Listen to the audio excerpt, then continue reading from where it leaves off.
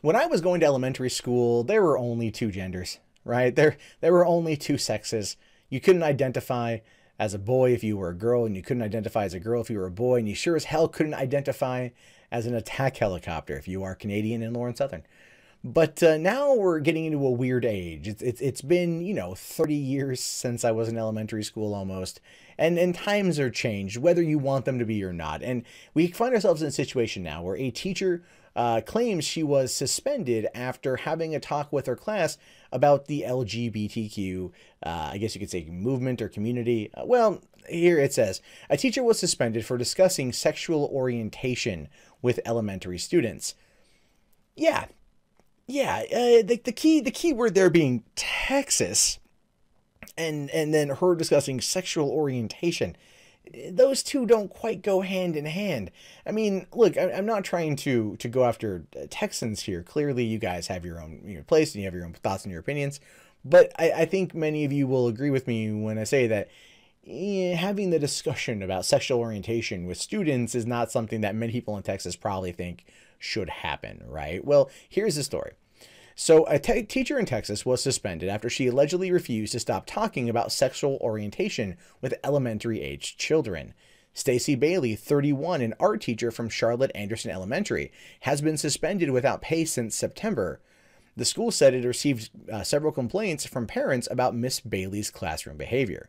When officials met with the teacher to address the matter, she allegedly insisted that this is her right and this is the age appropriate for her to have ongoing discussions with elementary-age students about her own sexual orientation, the sexual orientation of artists, and their relationship with other gay artists. The district said Miss Bailey refused to follow directions regarding age-appropriate conversations with students.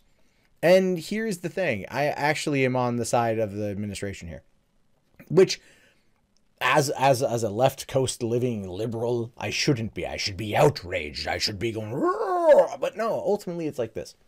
Look, when I was in school, 5th grade, when we started doing the sex ed talk, okay, and that felt young. I was 10, all right, but now they're doing it in like 3rd grade. They're doing it younger and younger and younger.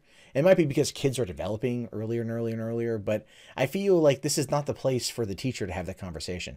Now, I understand that the LGBT community exists and that they have their own struggles and they're trying to fight their way right now for acceptance. And I'd say probably maybe like 90% of places they are accepted, but there are going to be problems there. There are always going to be issues. The trans bathroom issue from was it West Virginia or North Carolina or something? There's always going to be problems with it in certain places. But the question is, though, well, two questions is one, is it the right place to have that discussion with children, elementary age children, about sexual orientation when kids at that age have no concept of their own sexual orientation, at least in the concepts of being able to accurately act upon it. I do not believe that elementary age children have the agency, the maturity, and the intellect to accurately make those decisions about what they want to do with their body or whom they're attracted to. I just don't. I'm sorry. You want to call me a right winger on that one? That's entirely your opinion. But that's how I look at it. Okay, I'm not like Amos Yee that thinks a 6-year-old can grant sexual consent. That's just grody and wrong on so many levels. But at the other side, I'm like, look, the teacher might have been answering questions, because if they're elementary age kids are going to be have questions. And I'm pretty certain, because this woman has probably already gone off and had multiple run-ins with the school administration over talking about her sexual orientation, it's pretty likely that her students know precisely, that she likes to play Scissor Me Timbers on every weekend night.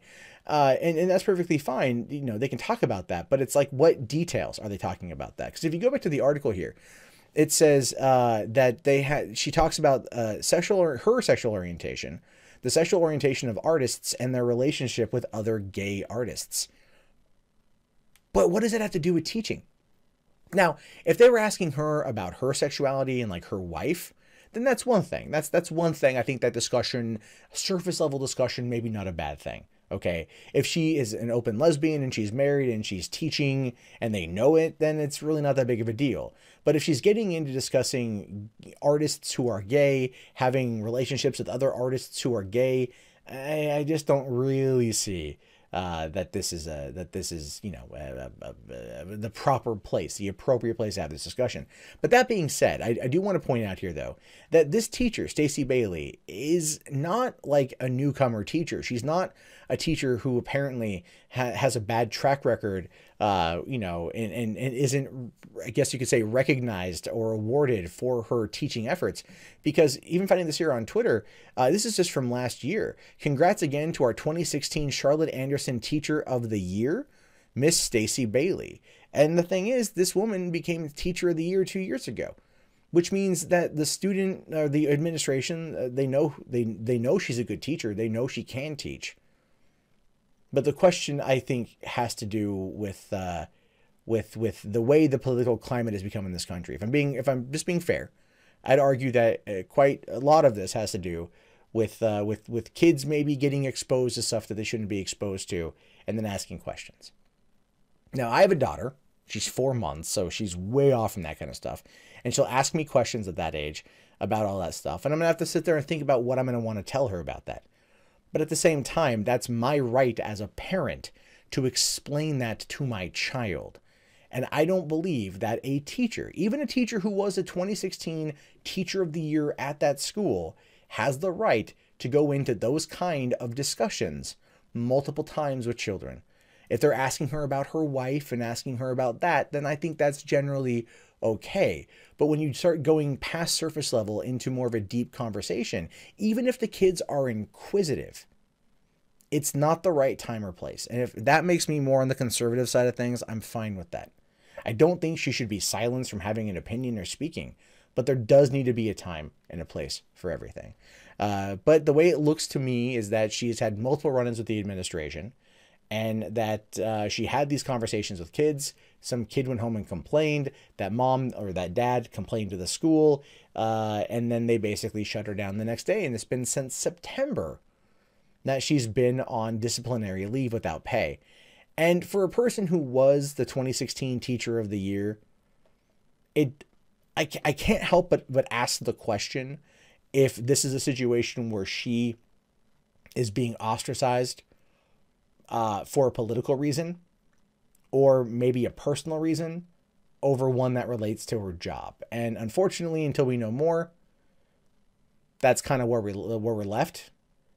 I just hope that you know, this.